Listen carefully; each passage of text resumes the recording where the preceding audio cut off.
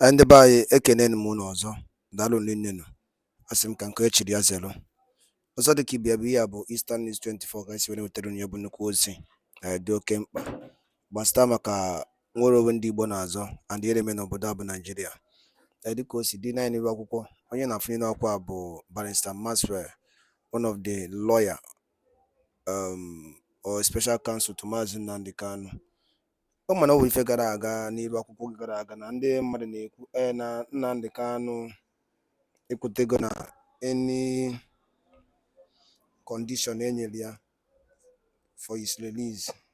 Mana ya bụ ife bụ na ndị mmadụ na-aghọtara ya bụ ka ihe si aga. So before gị ikwu okwu ọ na Nnamdi Kanu jumpụrụ bail ọ na o kwutego ihe federal gọọmenti kwuru, gegodo ihe Maxwell kwuru n'iru akwụkwọ bụ the lawyer to Maazị Nnamdi Kanu and also a human rights activist. Gị be if you drop all your own comment in your feature. All right, over to you, sir. I'm Ibrahim Shita. Today on the show, big pressure mounts on Tinubu to free Nnamdi Kanu, and Southeast governors, senators want him freed. Also on the show, appeal court invalidates sack of 27 pro-Wike lawmakers. In the course of the program, we take our questions, but first, subscribe to our YouTube channel and drop your questions in the comment section. It's important to mention that we can only read comments with human names and the ones based on the subject matter. I have joining me via Zoom the master himself, Babajide Koladu, all the way from Jaws. Good to see you, BK. Good evening, Brian. Good evening to our viewers. That's right. So let's begin by looking at Igbo leaders who are now beginning to sustain pressure on the federal government for the release of the embattled IPOB leader, Nnamdi Kanu, with a visit to the Attorney General of the Federation, Lateef Fagbemi, in Abuja. Also, the Southeast caucus in the House of Representatives have joined their Senate counterparts, Southeast governors and others who are calling for his release. Do you feel this call is getting louder enough to get Mr. Kanu freed? What is no one can predict exactly what's going on in the heart of our president. This matter is both, to many people, is both a legal as well as political and security matter. When the senators from the Southeast led by Senator Inaya Abaribe, former deputy governor of Abia State and one of the longest serving senators in Nigeria today, held a closed door meeting with the Attorney General of the Federation, Lateef Fagbemi. The point that they made was that, one, it was unfortunate that Kanu's agitation has now been totally hijacked by hoodlums and other undesirable elements who have now been killing people in the name of agitation for freedom of Biafra. So, of course, I can hear you. Okay. So, when they met with the Attorney General of the Federation, Lateef Fagbemi, behind closed doors, the senators led by Inaya Abaribe, whom I described earlier as one of the longest serving senators in Nigeria today, needed that Nnamdi Kanu should be freed, that all charges brought against him by the federal government should be terminated. And Abaribe told the press that Nnamdi Kanu has agreed to a conditional release. He he has agreed to abide by all conditions that will be put forward by the federal government um, in exchange for his freedom. I said it before now that the Nnamdi Kanu that I've seen in recent weeks, especially after that interview, the impromptu interview that I granted in open court, he appeared to have softened up tremendously. In fact, he was talking at some point during that chat. He was saying that it was because he was in detention that some people have continued their subversive activities. So for Nnamdi Kanu to suddenly be against subversive activities against the government of Nigeria shows that he is tired of being detained. He wants to come out of detention and is ready to abide by conditions put forward by the federal government. Because in this case, the federal government holds the yam and the knife. Kanu is in a weakened position. He tried to use the courts to secure his freedom. It's clear that it's not going to every effort that he made, at least up to this time, through the courts to get him released, have failed. He also suggested that he was ready to be under house arrest. He wants to come out of the detention facility of the DSS to be placed under house arrest. That also suggested that he was beginning to soften up his earlier rigid stance. But all of the efforts that he had made, all of the suggestions that he brought forward have amounted to nothing so far. Remember that Senator Ifeanyi Ubah and President Chukwuemeka of Enugu Aguleri went to see Kanu in detention and extracted not just a commitment but a written directive from him that all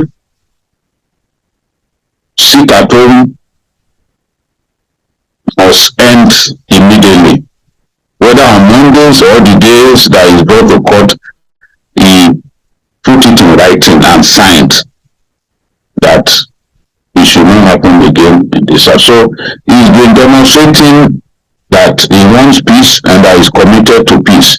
Whether the people who are put him in detention believe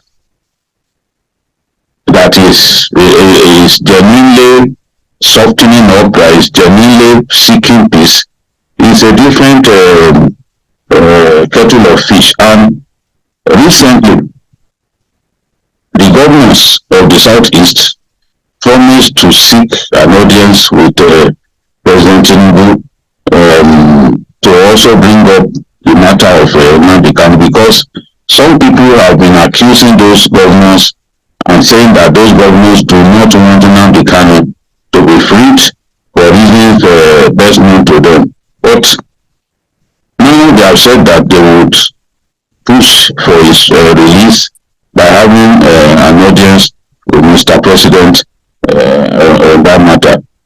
As far as Abaribe is concerned, the tension and acrimony that has engulfed the region since 2021 will become a thing of the past if Nnamdi Kanu is released. He also said that all political and religious leaders agree unanimously that Kanu should be released for peace to reign in the region. He is worried that the economy of the Southeast has continued to suffer because of insecurity, which reached the edge in response to reached a crescendo in response to Nnamdi Kanu's forceful rendition from Kenya and his detention in Nigeria. So a lot of these leaders on the southeast, the governors, the House of Reps members, the senators, and religious leaders believe that dialogue and peaceful resolution of the matter is necessary at this time, and that it makes sense to release him so as to quell protests, violence, and calm this situation generally in the southeast. They believe that the release of Nnamdi Kanu would contribute to overall political stability in Nigeria and improve relations between our central government and the people of the southeast.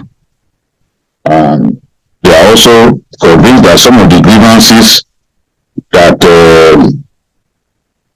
were triggered by his detention will definitely be addressed once the government releases him through a negotiated settlement of this matter. They are convinced that President Tinubu's government would earn greater legitimacy if the president agrees to a political solution, in this case, the release of Nnamdi Kanu. That is where we are on this matter. I've said in the past that these kind of matters are sometimes resolved amicably and are sometimes resolved outside of the legal system. And the Constitution also permits a negotiated settlement outside of the courts. And I believe that the judge handling the case will not get in the way of an amicable settlement. But I also agree with the Attorney General of the Federation that it is not within its powers to declare a nolle prosequi. The mandate that he has is to prosecute Kanu and secure justice in the final analysis. And is working through the special counsel, Awomolo Sam. So until the political leaders give that directive, the political leaders led by the president give that directive, there's nothing the Attorney General or the president can do. But the Attorney General has powers as given to him by the Constitution to discontinue any criminal matter. But you and I know that in this case he cannot simply discontinue a criminal matter of the magnitude brought against Nnamdi Kanu, except his principal, President Bola Ahmed Tinubu, agrees to, yes, because there could be serious implications for his release. There could be serious implications. We may say that's exactly that, sorry BK to butt in, that's exactly where I'm going, because just like you said, some of the comments I've actually read here, people are still very much divided over this call for to free Mr. Kanu. But are there any potential political consequences for President Tinubu if he decides to release or maintain Kanu's detention, considering the diverse interests at play? Well, it all depends on Nnamdi Kanu himself. What he is he prepared to do? Is he prepared to go the whole hog to ensure that peace, which got worse in the insecurity which got worse in the southeast in the aftermath of his detention, is eased significantly? What are the steps that he's prepared to take? If they are going to negotiate with him, then the government will come up with some steps, some conditions that they want him to fulfill. What will he do to push the needle of peace? How far can he go? Will he be prepared to give up his armed struggle against the Nigerian state? Will he be prepared to give up his fight for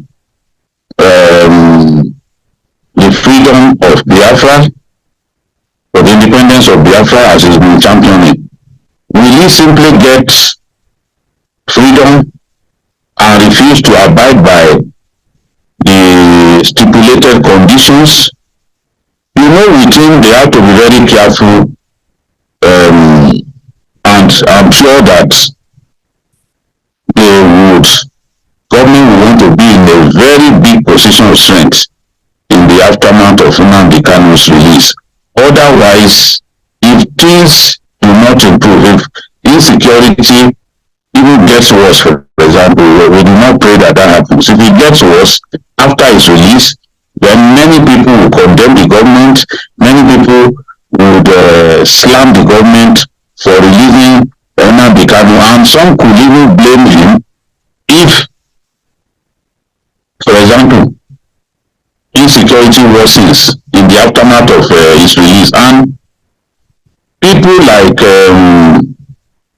Simon Ekpa, who calls himself the Prime Minister of the Biafran government in exile, they are not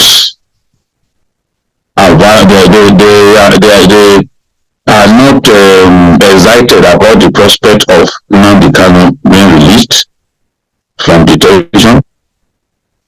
And it's the fact that in spite of Nnamdi Kanu demanding that sit-at-home should no longer happen in any parts of the southeast, this is a civil disobedience initiative that he came up with, or that his group came up with.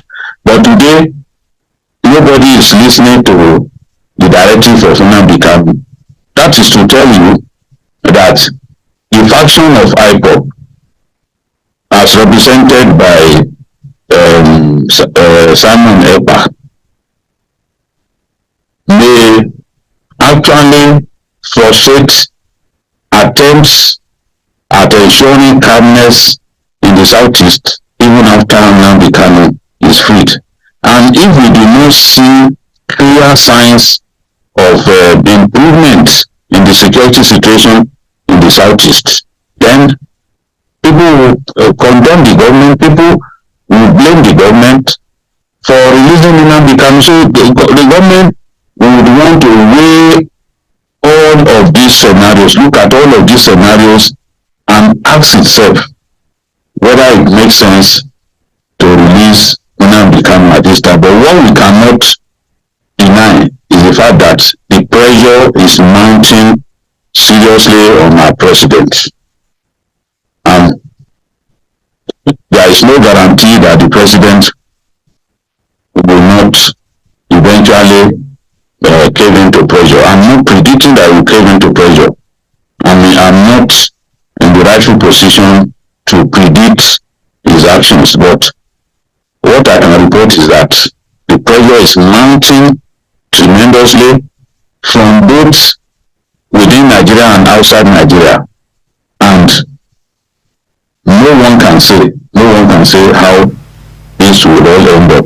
The president may just consider releasing him if he will agree to, I'm sure, very stiff conditions that the government will come up with.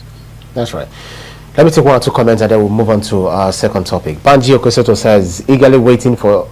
Okay, so Mohammed S. Sabiu says, Nnamdi Kanu cannot be released by President Tinubu. Taiwo Odunade says, BKO has always believed it's only political solution that will help Nnamdi Kanu. Nelson Adufe says, once Nnamdi Kanu is released, then all hardened criminals should also be released because Kanu is not an activist, but an outlaw who took up arms against his country and killed several people, allegedly killed several people, we should say. Mustafa Dauda says, don't release him, he will become a nuisance in Nigeria. And then there are so many, several comments here saying that Nnamdi Kanu should not be released, but others also, of the opinion that Nnamdi Kanu did not make any attempt or did not show any body language for him to be released because of the conditions, set for him to, accede to in order for him to be released. But then the debate continues to, swell, and then we'll definitely monitor it as it goes on. But we have to change tact, PKO. Yes, it's true that he has not spoken. Yeah. He has not said anything, but Senator Abaribe is one of the most credible political leaders in our country. He has integrity, he is well respected, and he said he met Nnamdi Kanu in the DSS detention facility, and that Nnamdi Kanu told him that any condition that they bring up, he is ready to abide by it. So this clearly sends a signal that he wants to come out of detention by any means possible, and he will be ready to abide by conditions put forward by the Nigerian government, just so that he can get out of the detention. How do we then hold him to those to the promises that he makes? That remains to be seen. That is the issue, because sometimes these things are not easy to predict. The person who wants to get out of a facility, detention facility, will make big promises. Absolutely, but we're out of time. The government has to find a way. Right. Will it be released for him to travel out of Nigeria, or released to remain here and help defeat the insecurity in the southeast? That's if he will agree, very big question. If he will agree to remain here and help us defeat that insecurity, then I'm all for his freedom. And I think that makes a lot of sense. But we need to change tack, because appeal court has invalidated the sack of 27 pro-wiki lawmakers. Can you help us quickly analyze the potential consequences of this ruling on the balance of power within the Rivers State House of Assembly and the state's political dynamics? Yeah, the matter is far from being resolved. What the court merely affirmed was that the lower court was wrong in entertaining the matter in the first place, because the appeal court took the position that it is only the federal court that has jurisdiction to entertain such a matter, and he cited the Constitution in his 68 page judgment. As far as the matter is concerned, the appeal court was convinced that the federal court is the one that has jurisdiction on the matter, and that what happened amounted to judicial overreach by the state high court. It is such a terrible thing that in our country, judges who are custodians of the law continue to take actions outside of their jurisdictional competence. What the court decided was that the status quo remains. And what was the status quo? The status quo has to do with what happened before they went to court. And if you ask me, the 27 lawmakers who are deemed to have lost their seats because they defected, as far as this judgment is concerned, they are still members. Yes, they are still members of the Rivers State House of Assembly. Amaewule's prayers, I found some of Amaewule's prayers interesting. He sought an order restraining Okojombo from parading himself as speaker. An order setting aside purported meetings, sittings, proceedings, or deliberations of the assembly presided over by Okojombo with only 2 members in attendance. An order setting aside actions, steps, decisions, and all resolutions of the purported assembly presided over by Okojombo. You all recall that Okojombo, as speaker, leading 2 others, screened commissioners and passed them fit. The same person has even recently screened caretaker committee chairman. When the court rules that you have no jurisdiction to entertain the matter, it means that all orders that you have taken as a court, as a judge, all those orders amount to nothing. So, basically speaking, the order declaring the seats of those 27 lawmakers vacant in the eyes of the law remains incompetent and is of no effect whatsoever. But the court did not make any decision on whether Amaewule can remain speaker, or whether all of the actions taken by Okojombo have been set aside. What we will see in the days to come is a court that has the jurisdiction to entertain the matter in the first place. We could see that case starts from the beginning. It could be the judgment that the Supreme Court will take that the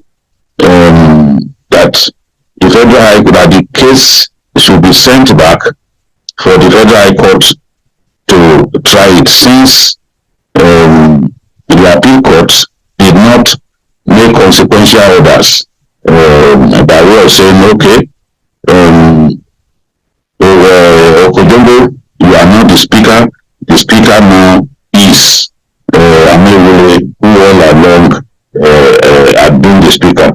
But one thing is clear: when the court lacks jurisdiction to entertain the matter, the implication is that the court also lacks the jurisdiction to exercise the power that it has exercised. Is there the Constitution, section 272, subsection 3? Only the Federal High Court should have entertained this matter. So, in this case, it means that the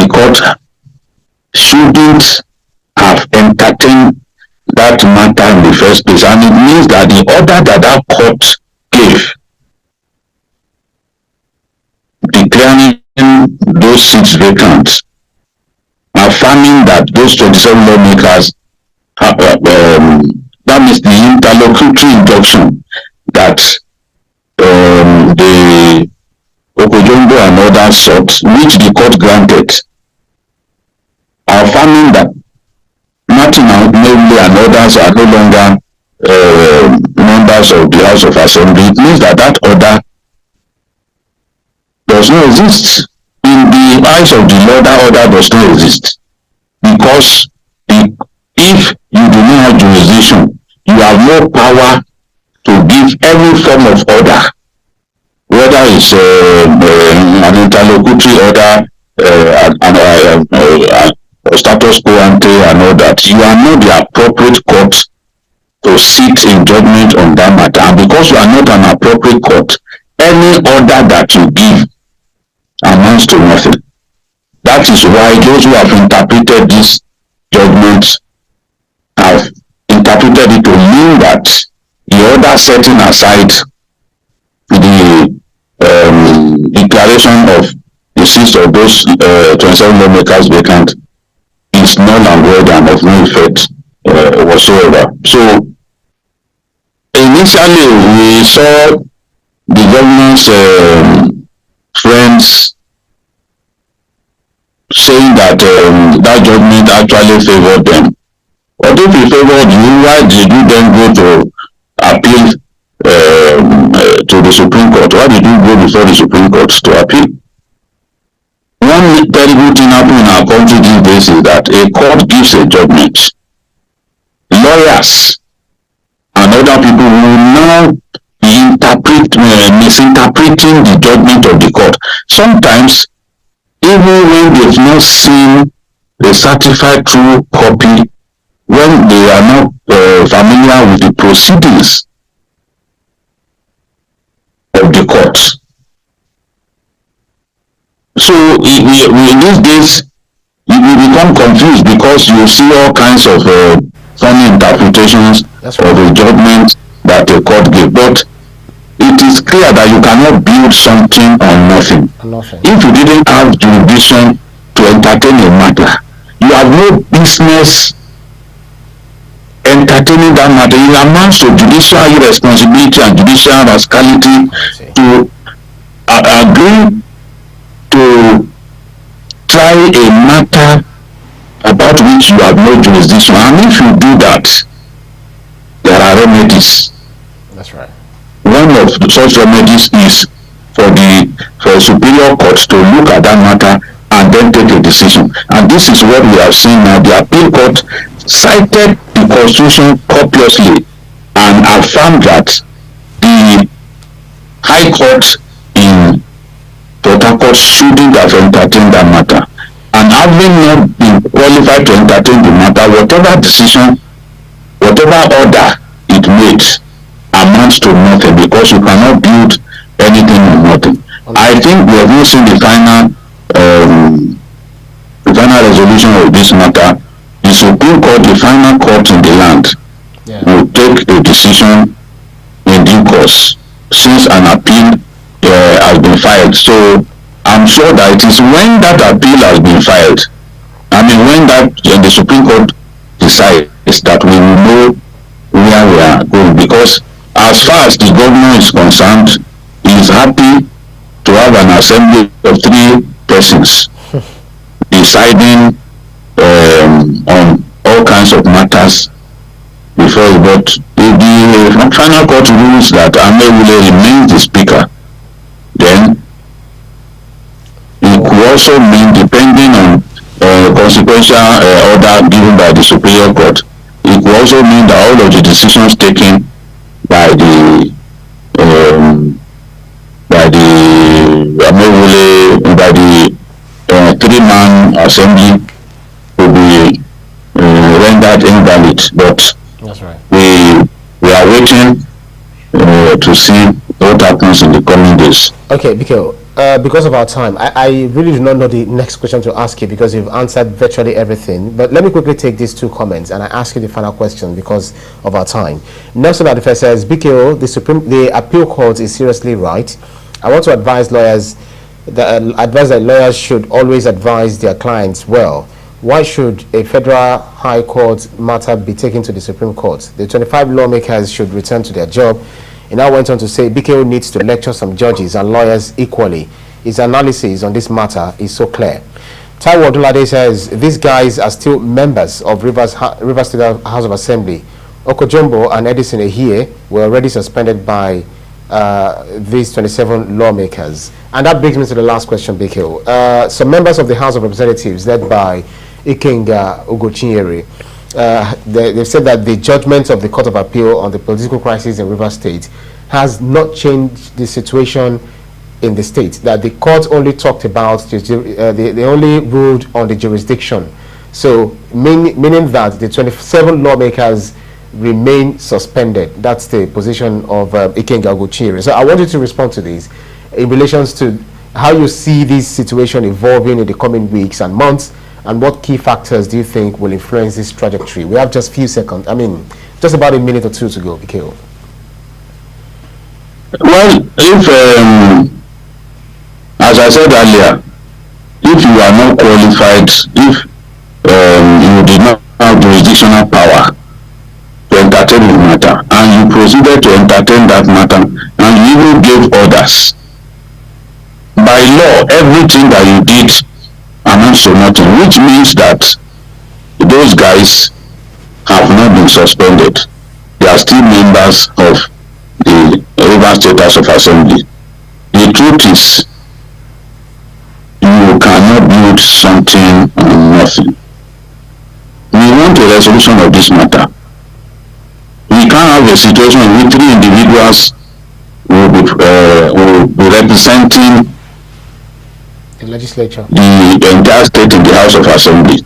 People like Ugochinyere are not bothered because they are basically playing politics. As far as they are concerned, it doesn't matter that it's a terrible precedent that is being set for just 3 individuals, the speaker and 2 others, to be running an House of Assembly. And when people continually say those guys have lost their seats, the question you ask is, are the people saying that judges? I've used an analogy before that other people have used. We know that the law says if you kill a person, you must be killed. Does it mean that in our country, because the law says you must be killed if you kill a person, that we will not take a person before a court of law and simply cut that person's neck? No.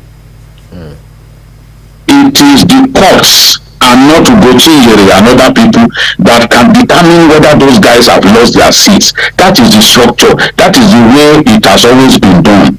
People can make all kinds of comments. They can say what they like. They are not the courts. Lawyers can sit in their chambers and deliberately misunderstand or twist judgments of court. It doesn't turn you to a judge. It doesn't turn you to a judge. You can call the pressmen, you can gather yourselves as federal lawmakers and say all kinds of things, but you are not the judge. You are not a court of law. Only a competent court of law can declare the seats of those guys vacant. People can express their opinions, but at the end of the day, it is the courts that will determine whether those guys have lost their seats or not.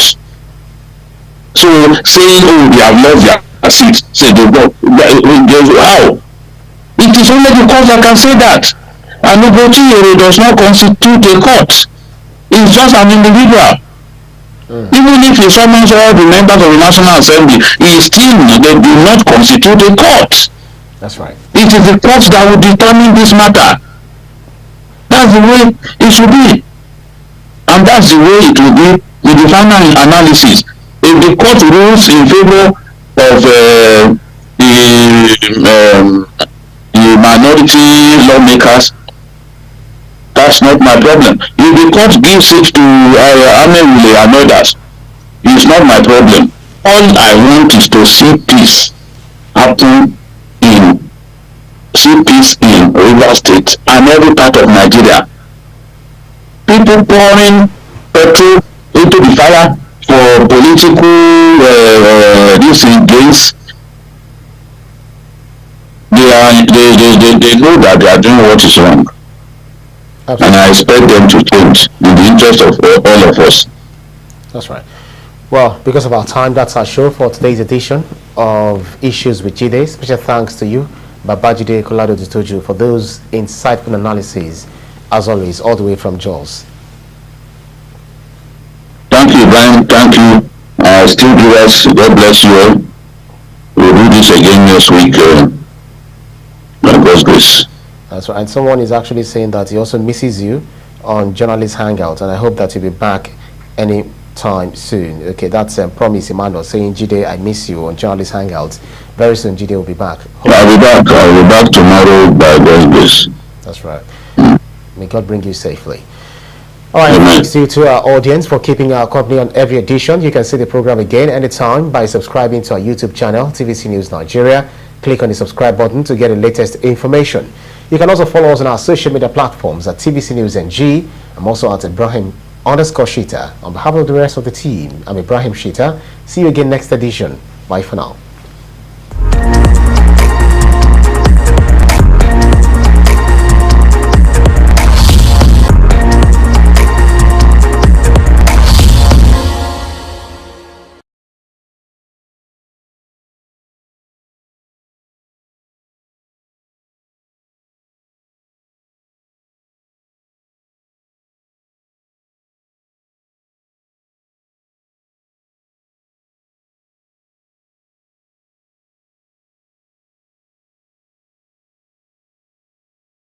Ndị be anyị ekenekwanụ m unu dịka unu si wee na-esonyekwana anyị n'ihe anyị na-eme n'elu akwụkwọ na Eastern News 24.